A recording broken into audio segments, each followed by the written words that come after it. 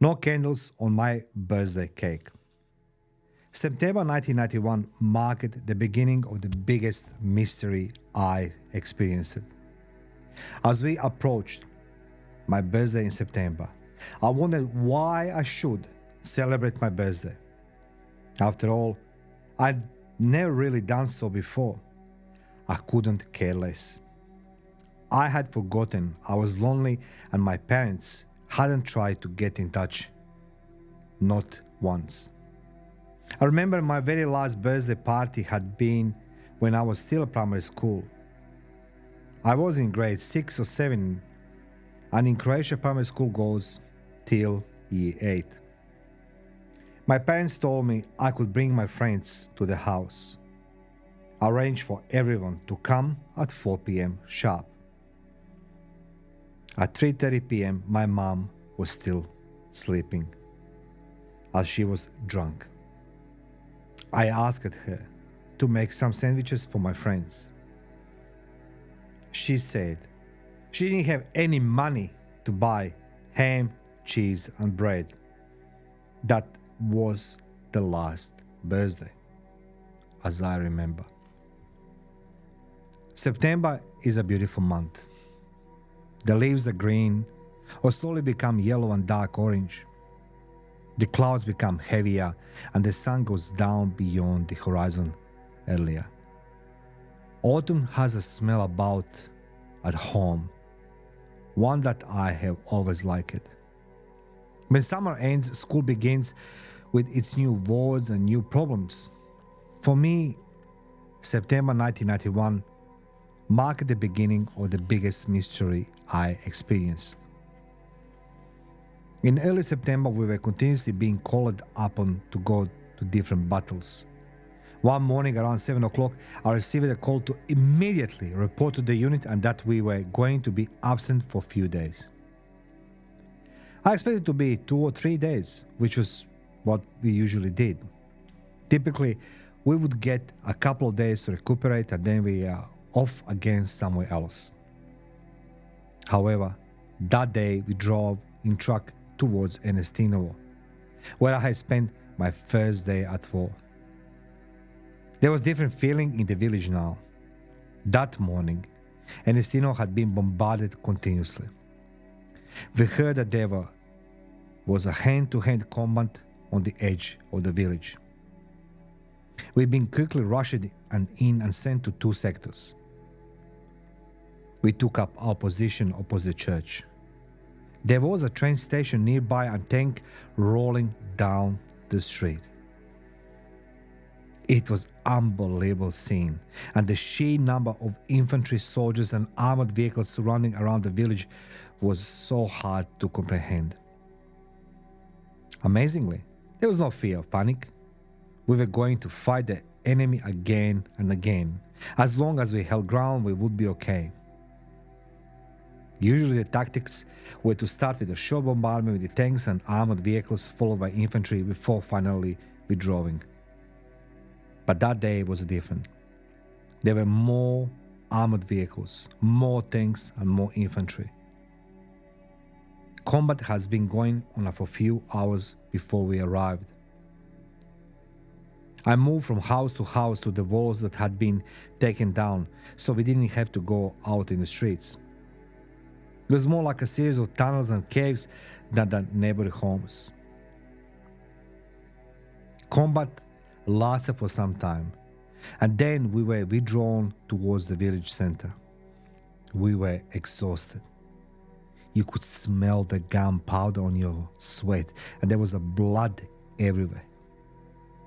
Everyone was injured in some way. The bruises and broken fingers were terrible.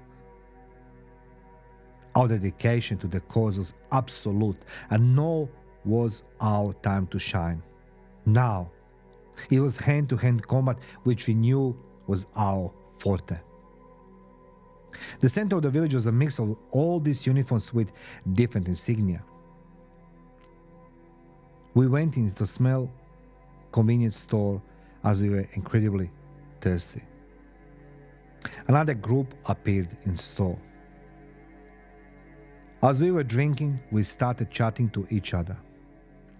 Then one of my group recognized a guy in the other group and asked him how he was.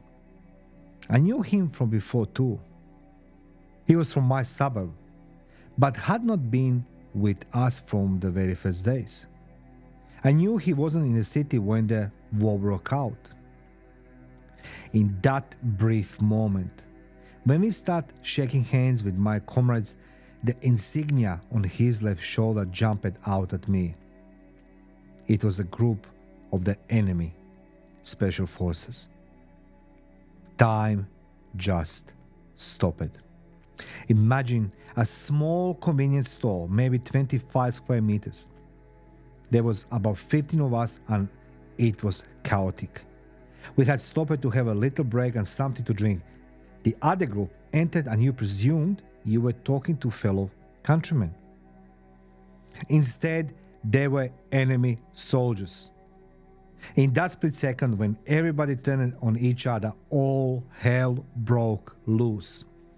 We were fighting with hands, bottles, knives and guns. We decided to get the fuck out of this place. My group were out, trying to circle the store and force the enemy to surrender. They were trying to do the same thing. It was the most horrifying experience I had. In that small, confined space, it was a truly fight for life between us.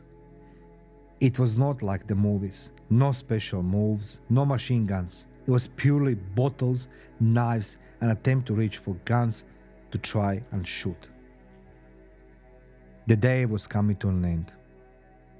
Fights were slowly dying down with just a few skirmishes continuing. It had been a hell of a day on both sides.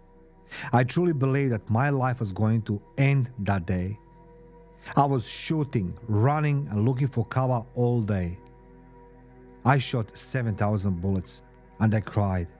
I really cried that day. When the fight ended, we eventually took up positions in a big white house on the intersections of two streets.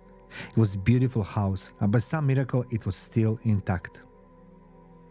I was sitting on the stairs of the porch with my machine gun, covered in soot. I knew that I needed to clean my gun, so I was going to need it again soon. I asked my aide to find a suitable position where we could look over the field towards the enemy village.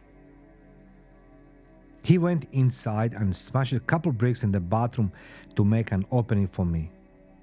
I was slowly cleaning my gun, crying as I did so. I was afraid. I knew I had certainly dodged death that day. Being so close to dying was a terrifying experience, even more so that it was not by bullets but with hands, bottles and knives. Is this what my life had come to? Something else was forming that day. Leadership. We had commanding officers who didn't walk around parading. They were checking in everybody. Here is some ammunition. How do you feel? Are you wounded? Leadership was taking care of everybody. Leadership was being built by the taking responsibility and accountability for every soul under your command. I was impressed with my commanding officers. The first thought was to care for us, not to take their boots off and shoot others, to bring them water, food and other things. They checked in with everyone. They got us to form a huddle to discuss where we are, what we needed, what the best extraction point was, what to expect and what we could see in front of us. We need to run 1.5 kilometers to the waterfall to bring buckets of water to drink. Nobody wanted to go back into the middle of the village, which had been smashed with all the shelling and shooting. But we did. Tanks and armored vehicles were running through the homes, crushing everything in front of them. I wasn't the only one who had been crying. I was shaking with the cold too. There were enemy soldiers a few meters away. We were shooting them from only 30 to 50 meters away. It was slaughter. Heavy shelling was coming from every possible direction. You didn't know who was shelling who. We couldn't get out until there was support, as the enemy was so close. I stopped crying, and I told my commanding officer I was going upstairs to sit for a while. I needed a rest from carrying the weight of my machine gun. It was a big, heavy boy. After using, you just want to wash your hands and face, sit down and have a smoke. We knew it was not over and that they were going to come back. Maybe not that afternoon, but the next day. They had tasted victory and knew that they could break us. We also knew that we could be broken. We had weapons but couldn't match the numbers. The numbers were against us.